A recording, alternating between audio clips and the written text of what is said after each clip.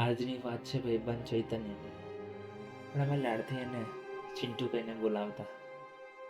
ચિંટુ અને તેનું લાડકવાયું ડોગી. નામ છે એનું ફેની. વાત એ આજે લોંગ ડિસ્ટન્સની છે.